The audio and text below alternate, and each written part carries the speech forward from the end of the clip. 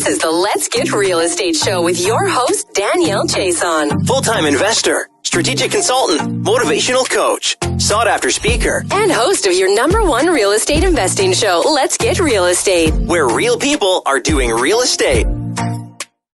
All right, Let's Get Real Estate podcast.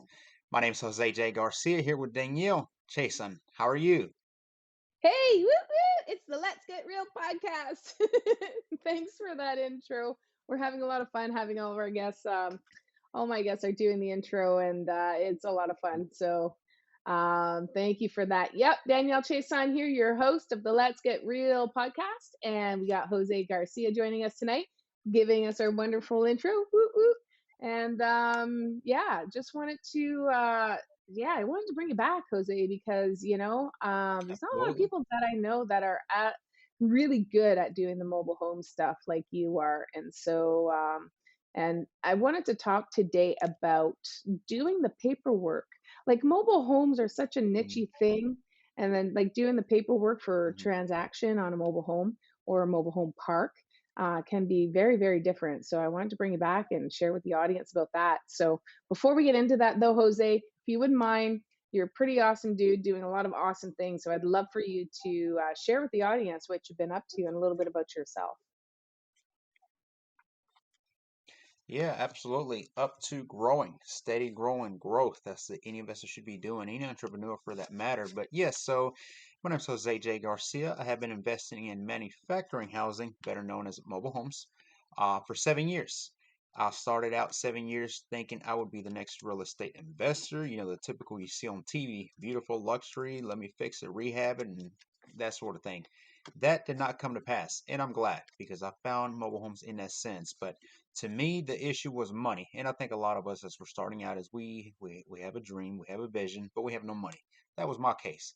So I spun wheels quite a bit, tried to do it different ways, but it just was not meant to be. Again, glad it didn't, because somewhere in there somebody mentioned do mobile homes. And I did. I started doing research on that, started calling every mobile home park, community park, and out of many, many no's, a yes came around. So I'm glad it did. I know in there somewhere I kept telling myself this was not for me. I think the same doubt that many of us share, but I'm glad I kept going. And my first unit, I mentioned unit as mobile homes. My first mobile home, I ended up rehabbing it myself, turned it into a rental. And 2 months into it, I was a landlord officially. So I had done my first unit, first mobile home. That same year, I ended up doing 10 of them, 10 mobile homes. So I was officially a full-on landlord. Um, a lot of responsibility for those of you trying to get into it. You know, nothing wrong with landlord, but a lot of responsibility. Now, with fast forward 7 years later, I have invested well over 400 transactions, 400 mobile home deals. I am a one-stop shop now, where we have also a university. We coach people how to do the same thing, and here we are.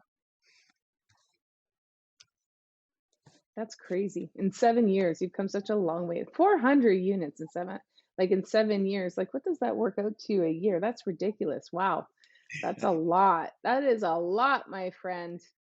Not enough. That's over 50 units. Not enough. I'm trying to do the math here on the spot in my head, but I'm like, that's a whole heck of a lot a year. That's crazy. And I'm gonna guess you're not doing the renos yourself in these units every time you buy them either. So you've definitely scaled your business, grown, and like, kudos to you, man. That's really awesome. And the fact that you created this university to give back so that other people can get into the real estate space, I just think is fantastic. Like, you're sharing your knowledge, and that's why, birds of a feather flock together. And you and I just completely like connected when we met each other in Chicago, and remained friends throughout. And it's just been amazing watching you grow. I'm sure you've seen me grow as well, and it's been awesome. So anyhow, the thing is that mobile home parks are just so friggin' unique that everything you do around them, everything, even just the rehabbing part, is going to be much different than what it looks like when you're going into a house, because even the materials are different. But what I wanted to talk about today was the paperwork, and just getting that transaction, because I'm really big with my students. I teach them, like, you protect your business and your interests through the paperwork. because if the paperwork isn't drafted properly, you're going to get yourself into a pickle, and you might get away with it once or twice or three or four times, but eventually that's going to catch up to you. You're going to hit a deal where it wasn't drafted right, or wasn't, you didn't give yourself long enough, and you're going to have an issue. So I just want to talk about, like, what are the biggest problems you see with people when they're trying to do mobile home units or mobile home parks? What are they doing that's wrong? Like, what problems do you see come up? Yeah, absolutely. And before I answer your question there, you actually mentioned what I think we can make a topic out of maybe next time: material difference and rehab. That will make for a good topic between real estate and mobile homes. But yeah, so to answer your question, one of the biggest things that people are not doing versus doing is a proper due diligence. There's a big difference between real estate and mobile homes, especially once it comes to the paperwork. People are not taking the time, they're not following up, they're not making the right calls and checking on these uh, deeds per se. So a mobile home has a title, much like a vehicle, a boat, a motorcycle, etc. It's a personal property, um, and therefore they have to check the same way as I guess you would with real estate. But they're simply not making the calls, and they're not following up on what they should to be able to make sure that all the paperwork checks out. So where do you go to get that sort of information? Is it the same place that you would go to the title office for like a regular transaction? How do you verify everything? Yeah, so every city, county may be a little bit differently, but typically here it's the DMV or the tax assessor's office, and you can as simply as call. Give them a call, give them a VIN number, location, and all you're trying to do is make sure that there's nothing wrong with that title. They're not deeds. In mobile homes, they're called titles, so we just want to make sure that there's no liens on it per se. That's one that would definitely be a big red flag. Um, and that there is one thing that we see a lot with is multiple owners, maybe. So again, all you're doing is verifying. You just want to make sure that everything is the way that they're supposed to be. But these are the places that you either visit in person or you make a phone call, your DMV or tax assessor's office. Oh, that's interesting. So like your DMV, that's where you register your vehicle. So that's like, because it's not, I guess, considered a piece of real estate, right? It's considered Mhm. vehicle. So yeah, I think and again, just being able to do your due diligence, you need to know where to go in order to get that information, right?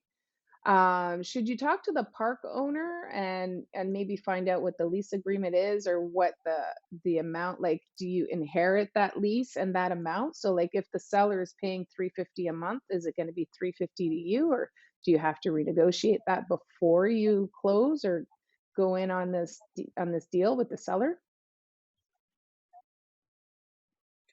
Yeah, so I mean, the first stop before investing in any of these mobile homes, especially if it is going to be with a direct seller inside the community, is you will have to make a stop to the park office and or give them a call. But part of doing the due diligence with the paperwork is that would go hand in hand. So mobile homes inside of a community park, mobile home park, they have to pay a lot rent, whatever that may be.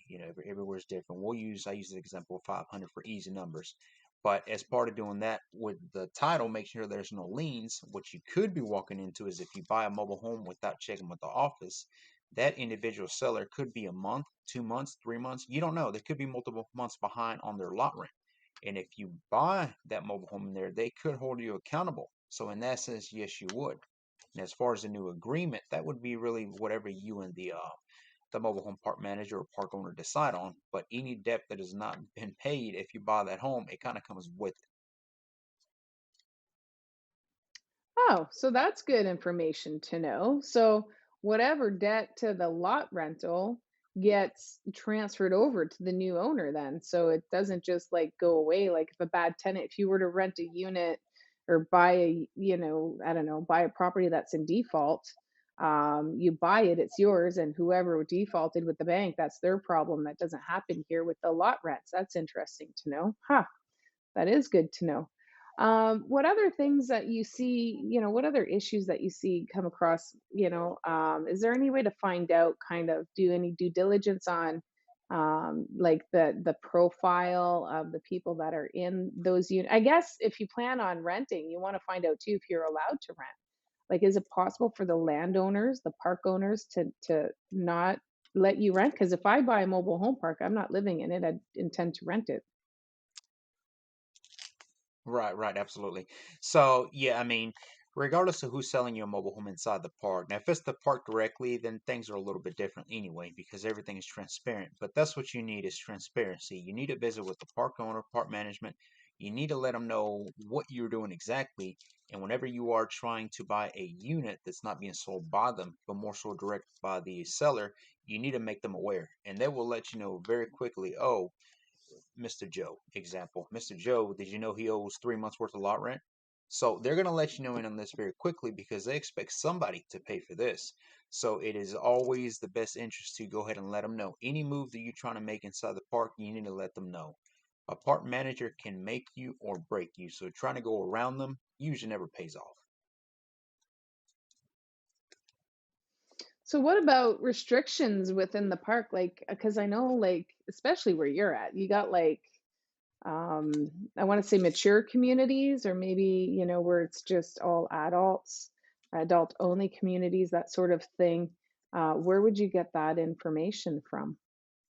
Yeah, so definitely find out what the park management or park owners allow you to do. Some parks do not want investors, period. So if that's the case, it's meaningless to try to invest in that park anyway. But if they do allow investors, they could have where, well, you can come in and fix it. Technically, you're the resident during that period of time. And then when you're done fixing it, rehabbing it, you can sell it, but you're not allowed to rent it. We don't allow sublease. You still have opportunities in there, but you're limited to that. Then there are parks that are 55 and above. You see those typically more in my area in the US and Florida. For instance, we see a lot of those parks. You can still invest in those, but you have limitations. So there's ways around it, but it all starts with a conversation and a relationship with the park management and or owners. And what's the biggest thing, like for somebody who's a newbie kind of going in, like, what's the biggest mistake that they do when they're doing the paperwork? Not doing a proper due diligence, not closing where they should. We can talk about where the closing takes place, but it's typically, I mean, a newbie gets in a hurry. They fill in paperwork thinking they're correct, and that's usually the mistake. We have to come in behind them and fix it because the paperwork was never done properly. So would you use a normal like agreement of purchase and sale that you would use for a normal real estate transaction? Like what kind of paperwork do you use? And this question is in regards to more so if you were purchasing one. Yep. Yes, so if you're purchasing one, the seller needs to have a title. If it's a single wide, it has one title. If it's a double wide, it has two titles. Many city counties they'll combine it so you'll have one title, but you pay attention to the VIN number where it'll have the VIN number like any car or vehicle would have, and then at the end it'll have A and B. Literally, it will list that, and that means A side and B side. A double wide is nothing more than two single wides put together, so it comes with that. Along with that, every investor, regardless, I always say you have to have a bill of sale. So a bill of sale that backs up your transaction. A title, all you have is a signature and a date, for instance. So anything specific that you may arrange or agree to, you have to be able to notate it somewhere, and you can't write on the title. So a bill of sale has to come with every transaction, whether you're buying, you're selling. If somebody's selling you a mobile home and does not have a bill of sale, you provide one. Hmm. And usually, how long do you have, like, from start to finish? Like, when we're doing real estate transactions, we're talking about 30, 60-day closing. People need time to move and stuff like that. So, how much, like, can you do like a bill of sale conditional until you do all your due diligence, or do you do that up front? I just asked you like four different questions there. I'm sorry, but like so yeah. So let's start with the due diligence. Like, how long do you need to close in order to do the due diligence? Yeah, so to answer, I think most of your questions there. I mean, if somebody's living in it and needs to move out, obviously we work around their schedule. They're the sellers, and if we can agree to terms, numbers, we work with them. But real estate and mobile homes are very different. To close, an actual closing can take 20 minutes in a mobile home versus real estate because all it is a title. And let me go ahead and walk through the process of where it takes place. The best source to do this in is going to be inside the DMV or tax assessor's office, because that's where you're going to actually transfer the titles. So you need to be there with your bill of sale. They need to be there with their title. You got the buyer, you have the seller, and all you're doing is signing off like you would a vehicle. Once they sign off, they collect the money, they transfer hands. That's it. That is a done, closed deal. The next step, you as a buyer, would obviously be to turn over to the DMV or tax assessor's representative, and I need to change this title into my name or my company, my LLC, whatever, and transfer it to that. So that can take, I've had these where it takes 2 minutes. I mean, this is a very simple, quick process once it's time to close. But it's much different. Wow. So you do the bill of sale, but you don't actually change the title with the DMV until after they've moved out, or do you just give them time? You own it while you give them 30 days to move out. What does that look like? Yeah, so you can do an initial bill of sale with them, and again, at the bottom of it, you can put, obviously we will pay an agreement to whatever amount y'all agree upon. You will list all the same information that's on the title, which is the year, the make, the model, the VIN number, serial number. That's the biggest thing. And then you would put the clause on the bottom that we will close on 30 days from now, 60 days. We just did a few of these units like this, quite a bit actually, where they're having to move all their units. They're being not evicted, but the park is closing. So we've set a bunch of bill of sales out there, and we put, we will close on X amount of date or sooner meaning that if they find somewhere else to go before the fact, we'll close then. So you can't put it in these terms and wait for the title and actual money transfer. Once they've moved out, everything is ready to go, and you can actually do the quotations closing. Oh, that is a lot different than a typical real estate transaction. Because you're not really transferring real estate, you're just transferring a vehicle. So I think that's probably the biggest difference, right? Oh, Yeah. absolutely. I mean, this is personal property, so Yeah, interesting. So yeah, so I guess like a vehicle, you just want to make sure that somebody else doesn't have a lien on it, mm, maybe from when they originally purchased it. I guess it wouldn't be a mortgage on the title; it just would be a lien against the title. Um, mm. yeah, that's very interesting. So, would you typically use a title, like a titles office or a lawyer in order to facilitate this? Do you recommend doing that, or are you good to just do it on your own? I recommend you do whatever makes you feel most comfortable, but you do not need of any of that, because once you do your proper due diligence and you've checked out, make sure that that title has no liens, make sure that the taxes, for instance, are up to date, everything checks out. Bring in a lawyer, bring in a realtor. There's, nothing against them, but we don't need them. They're really just in the way at that point. This is very simple. Is you have a vehicle, you have the mobile home, you have the title for it, which shows that you're the owner. Yes, well, I have the money that I want to buy. It's a very simple, just switch hands, make sure the signatures check out, and everybody's on their way. You mentioned something right there about the taxes. Do you pay taxes on these mobile homes? You do, and I actually got a funny story for you. So yes, every mobile home here in the U.S., I don't know if Canada's different or other places, but a same like your vehicles, they have the little bitty tags. I got one for example. I did not plan this. This thing is the same thing that you would put the little bitty one on the back of your tag. Um, this is the same thing, but it's a little bigger, and you stamp it on the side of the mobile home, typically on the window, door, wherever the city, does that. But every year you pay X amount of money for the mobile home to re-register being in the county. Huh. Okay. So yeah. So we do have that. Tags here in Canada, we call them license plates, and that's just every year you have to register it and update the little Mhm. sticker to say that it was currently registered. And if that's anything like the what we do now, that would be outdated because that would be for 2019, and we're now in 2021. And so I don't know if that 19 is old, and you've got to put it I on a found this in my mobile home. file somewhere. I clearly forgot to put this on one of my homes, so it's here now. Apparently. Well, hopefully now it has a 21 sticker on the back. So that's awesome. Yeah, no, very similar to here. So I'm like really blown away about how, I mean, it's really just a vehicle that you're doing and kind of going through the same process that you would a vehicle, but obviously, I mean, you want to go in and make sure that it's in good working order and stuff.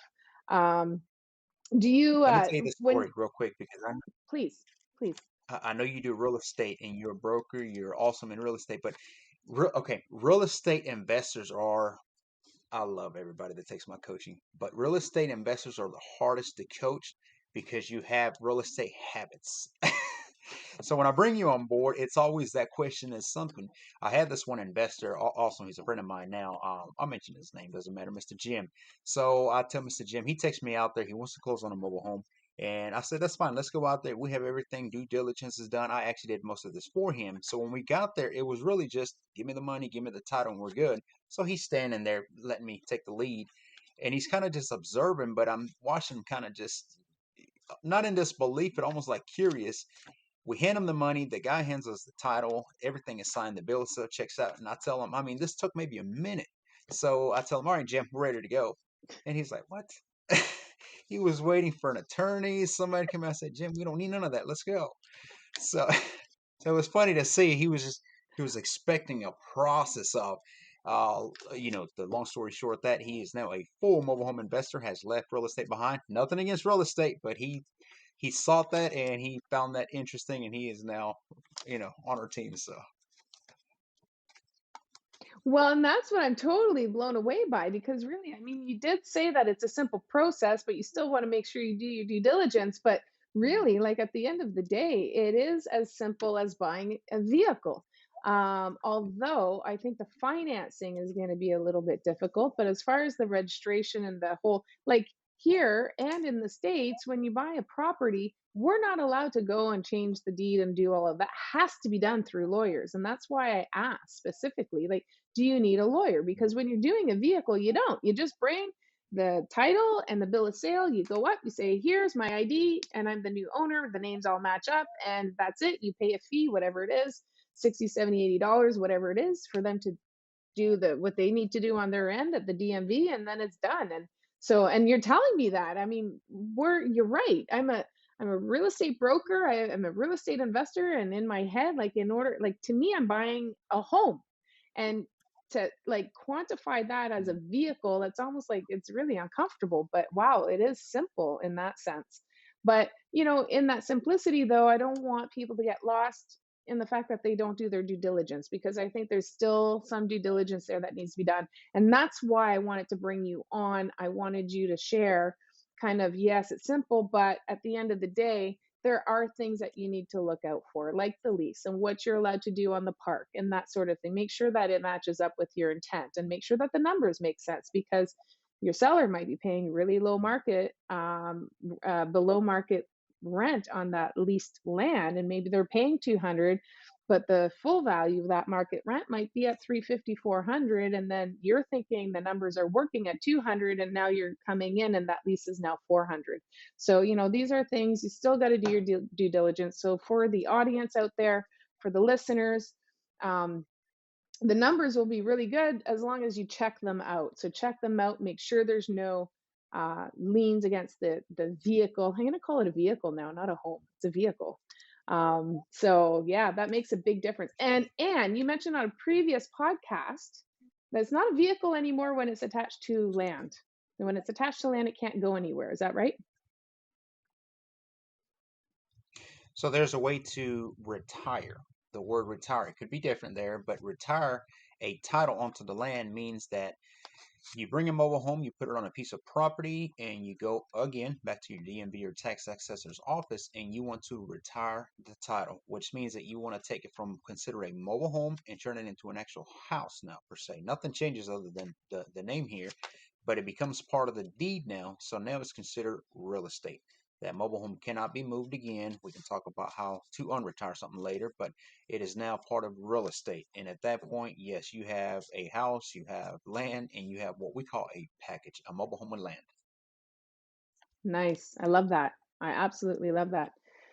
Wow. Well, again, I want to tell everybody, if you're interested in mobile home parks, to the listeners, really, this is your guy. Jose knows a ton about this stuff. There's so many different ways to slice mobile home parks, and the units, and different ways to look at it and underwrite it and define what works for you. I know Jose does it in different ways. I know you own some parks and some others you just own the units. And so there's different ways to structure your investments and see what works for you. And you got into this with no money. So if anybody's out there who's just starting off and they want to have an easy entry point, this might be the way for you. So reach out to Jose at Garcia. Well, your email is j@garciamhu.com, which is Garcia Mobile Home University. And I have a About Jose Garcia page loaded on our podcast site. So if you're driving, if you're out there and you can't click through right now and you forget, no big deal. Just come to the Let's Get Real Estate podcast site and go to the guest tab. You'll find Jose there. Click on his name and he'll have his bio and everything else there. We have it all loaded for you. So you can reach out to Jose that way. And yeah, I'm just like super excited. Might have to bring you back. I mean, you talked about the materials and rehab, and you know what? If anybody's going to get into mobile home parks, that is such a different space right there. I did flips for 5 years. Flipping a mobile home park, I've walked through one. Like I said, I'd reached out to you because I was looking at a mobile home park, and the materials inside there is so much different. So yeah, that would be another great content to share. And so I might have to bring you back. But Jose, I just want to say thank you again for coming on and taking the time, sharing with us and my audience and my followers and the listeners. I'm happy to have you back anytime, my friend. I wish you all the best success to you. And again, to the listeners, you want to reach out to Jose, go to the website. And I want everybody to have a fantastic day. Mwah. Bye for now. Thank you.